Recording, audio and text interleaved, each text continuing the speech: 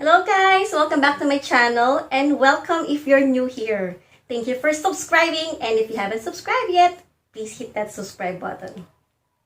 Today is Sunday, April 26, 2020 and extended na naman ang ating quarantine. But gawin natin yung time na yan para makapaglinis at makapag-organize ng ating mga home sweet home. Today, magre-decorate tayo ng master's bedroom. So, katulad ng kids' room, nire-decorate ko din siya at deep clean ng monthly. So, kung gusto nyong makita how I transform our room from bare to a relaxing and cozy room, stay with me and keep on watching. Makikita nyo rin how we deep clean our bed frame at kung anong nakatagong tumi sa aming kama. So, without further ado, simulan na natin to. So, yan ang itsura ng bed natin pag wala siyang bedding, wala man lang kahit anong wall art na nakahang dun sa may headboard. Yan ang itsura ng buong room na sobrang bare kasi wala ka man lang makitang curtains, wala man lang throw pillows sa sofa, and walang kahit anong decor dito sa table or kahit sa mga side table niya. Ito namang TV console, may mga gamit siya sa loob, pero mukha siyang unorganized. So, gagawin natin niyang mas mukhang organized. So, makikita nyo kung gaano ka-bare tignan yung area na to na may sofa kasi walang kahit ano na nagbibigay buhay sa kanya. Kahit yung windows, magandang tignan yung labas ng bahay. Pero sometimes, kailangan din natin ng curtains or blinds para magkaroon ng privacy din. And then also, nakatulong din na maglagay ng curtains to protect us from yung mga dust outside. Especially kung ang mga house ninyo ay located sa mga highway.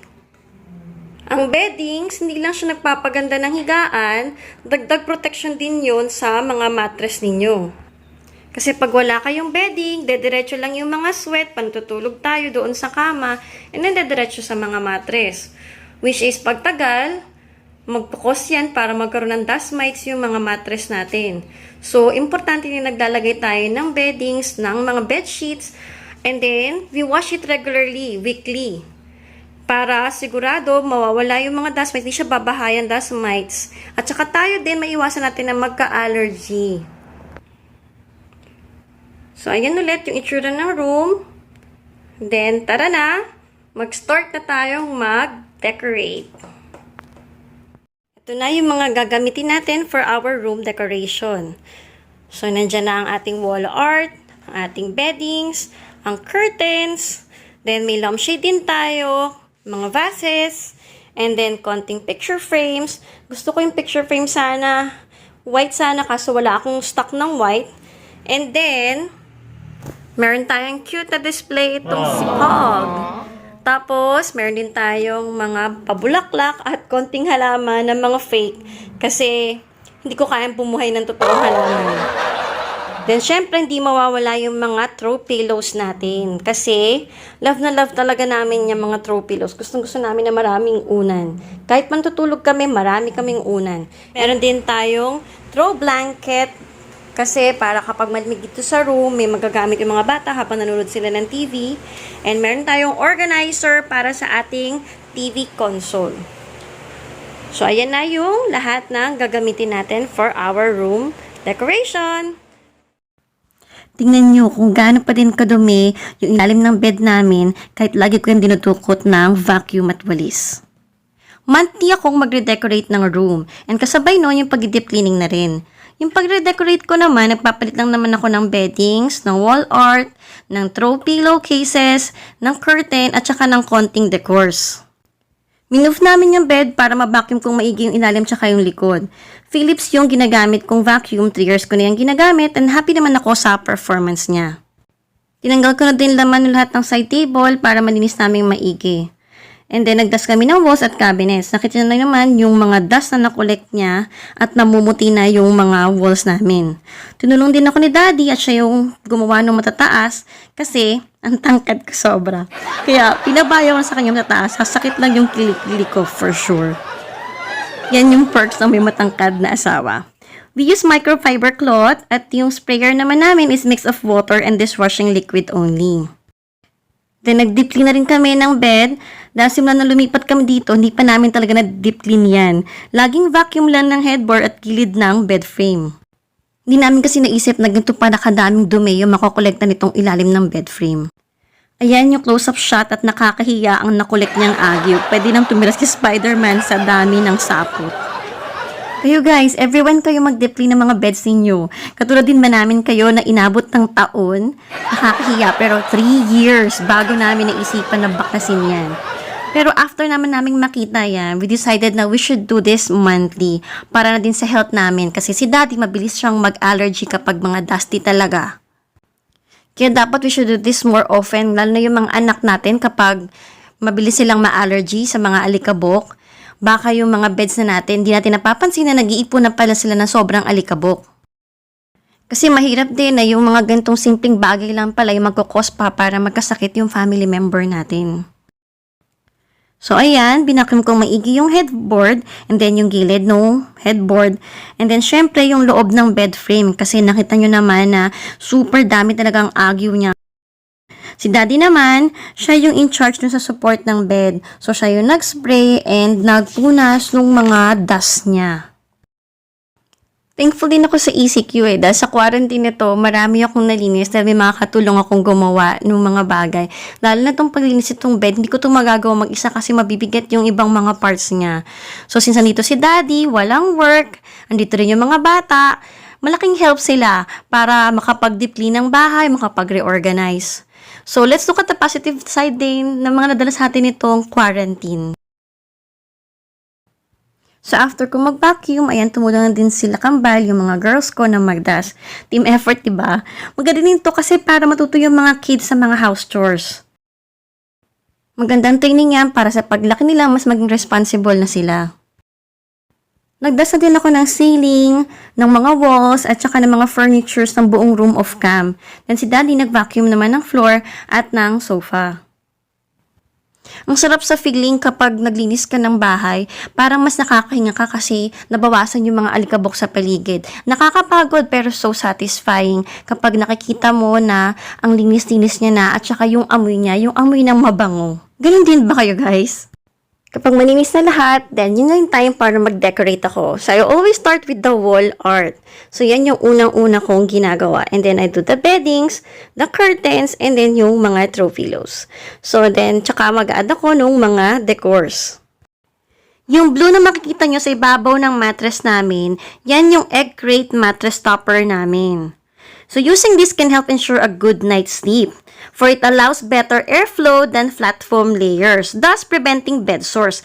Kaya ginagamit namin to para mas sumarap nga yung tulog namin dahil hindi ka masyadong pagpapawisan kapag ginagamit mo to. So, titigil muna ako sa pagdaldal and enjoy the music while decorating with me.